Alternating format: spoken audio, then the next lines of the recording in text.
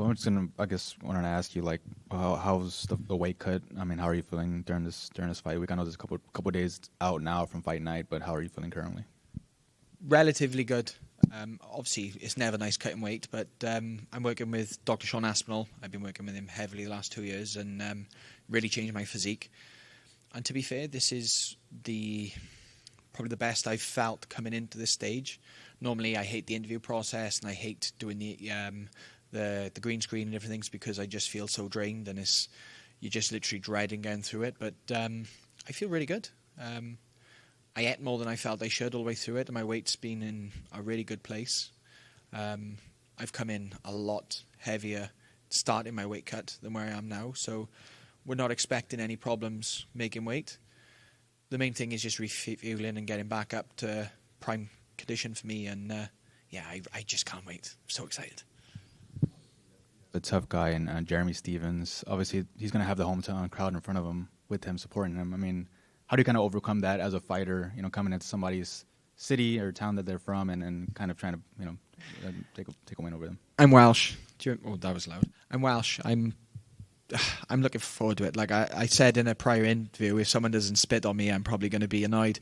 Like everyone keeps saying about how nice the Des Moines are and the Des Moinians, or however you say it.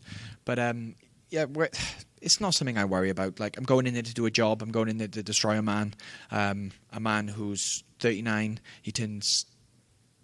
He's 9, almost 10 years my senior. I'm going in there to finish his career. So for me, the crowd doesn't matter. Like, Jeremy doesn't matter.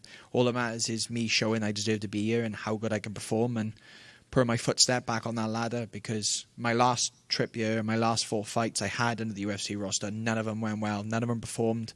I had issues and problems and all the excuses you can imagine.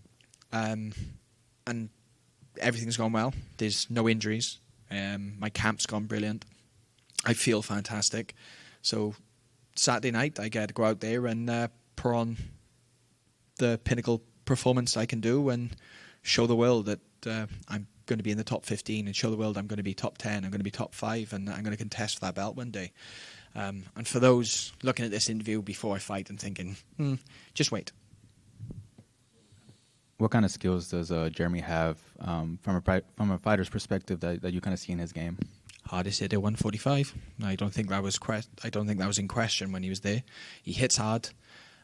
He's obviously been working on his boxing and his striking. I expect this to be a striking fight. I don't expect him to come out and try and wrestle. I don't have intentions of taking him down. That's not what I want. I am going to go out there and we're going to have some fun. I'm going to move my feet. I'm going to pick him up and I'm not going to be there. And his game plan is going to be to land that right hand. He has a big left hook, big right hand. He doesn't really kick much. He's been doing bare knuckle. Before that, he was in PFL. I know what he brings. There's so much footage on the internet of him. There's so much of his fights. There's so much of his history, whereas he doesn't have no interest in looking at what I've done. He has no interest in who I am. He has no interest in who I am. To him, I'm, as I keep saying, I'm a molehill. To him, he's my mountain. So I've looked him up. I've watched his footage. I've watched the way he steps, watched the way he tilts, watched the way he throws his hands. And Saturday night, I'm not going to be there, and he's going to be in for a tough night. Mason over here. You're facing a returning legend in Jeremy Stephens. Were you surprised when they offered you him as an opponent? And what's your opinion of him as a fighter at this stage of his career? First thing I said was I didn't think Jeremy was signed to the UFC. And he said, no, he's returning as well. And I said, oh, fantastic. I was 7 when Jeremy signed to the UFC. It's someone I watched all the way through. I loved the little heathen. To me, he was the guy before is that guy. He was always top-notch, someone I wanted to fight and someone that I never thought I'd have the chance to. So to go out there and to send him home and to send him to retirement probably in front of his hometown is going to be incredible for me. And then given that Jeremy was out of MMA competition and in bare knuckle, do you view this as a must-win fight for your career? Every fight is a must-win fight for my career. Like where I am at this point, if I lose here, I'm literally just slipping away. Same as him. He's got less to lose than I have. Like for him, he's done his things. For me, this is my first step. This is what's going to jump me back where I should be. Jeremy's a mountain. I keep saying this. Like it's surmountable, but it's a mountain. It's a task. It's arduous. I'm going to go out there and I'm going to piece him up. Like I'm not underestimating him at all. Like he is the most dangerous opponent I've ever fought. I've trained with big hitters before, and the thing is, you make one mistake and you're sleeping. Like he's knocked out how many? He's got over 50 fights, and he hits hard. He's just beat some of the best strikers, older strikers, but strikers in bare knuckle. Like the reason he's got this hype behind him is because he's good. That's unquestionable. I'm better.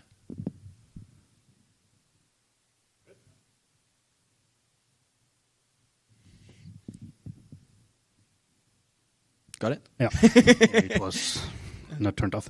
Hello, sir. So first of all, you are going in this fight as a huge favorite. So are these odds fair? And if yes, in what round are you going to finish your opponent? I was surprised I was coming in as a favourite. I thought Jeremy would be the favourite for this, obviously for what he's done and everything he's done. For me, if we go 3-5s, it's not going to be 3-5s at the boring. Put it that way.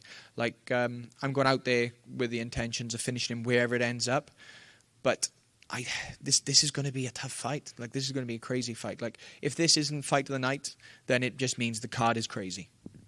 So we are looking forward for 50K. I would love 50K at this point in my life, especially with the 2 years out I've had where I've been struggling for fights. But I just want that win bonus, man. Beating Jeremy, that's going to be the best skull to add in my collection, and it's a legacy fight for me. Like I know every fight is, but he's Jeremy Stephens, man. Like I can't wait to go out there and I can't wait to test his chin. He's so hard to finish. Like you look at the way Ye dropped him, you look at the way Qatar dropped him, and he's always there. He recovered when Qatar was ground and pounded him. He recovered from Ye's ground and pound. Like for me, it's just going to be about cracking him and trying to get him away as quick as possible. But it's going to be about cracking him. There are lots of debates right now about what fight should be next for the title in your division. So what do you think it will be for? Islam Topuria or Islam Sarukian? Or what's your opinion? I thought the Islam Tuporia fight was already made. Yeah? Yeah, sorry. I thought they'd already set that up. Not officially. No, not officially. Yeah. For me, Arman pulled out injured. You can't do that for a title fight. Elias Tupora was the 145 champion. He beat Volkanovski. He beat Max in fashion. Why not give him a title shot? Islam's 33. I would love to see Islam be a tiny bit more active, but Islam's the champion, and he's leagues above the gatekeepers. Like you've got Dustin Poirier, who's on his last ride, Justin Gaethje, who is Justin Gaethje. You've got like Darush is just slowly on the decline. Arman is there, ready and capable, but he's young as well. And you've got, if you look at the top 15 in the lightweight division, any of those people could fight for the title. Anyone could. So everyone in the top 14 outside the top number one spot are all as good as each other and could beat each other on any other night. You've got Arman there, obviously Paddy's on tear through, and you've got some of the ones coming down, some of them going up, and it's just like, you never know how it's going to go. But for me, Elias Tupora fighting for the title makes sense, and then after that, it'd be nice to get Islam out for the fight. Tupora versus Islam makes sense, and then after that, it'd be nice to get him out. Whoever wins, to fight Arman after that. Okay, and the last one from me. There are lots of debates in social media recent days about who will win the fight, one silverback gorilla or 100 people.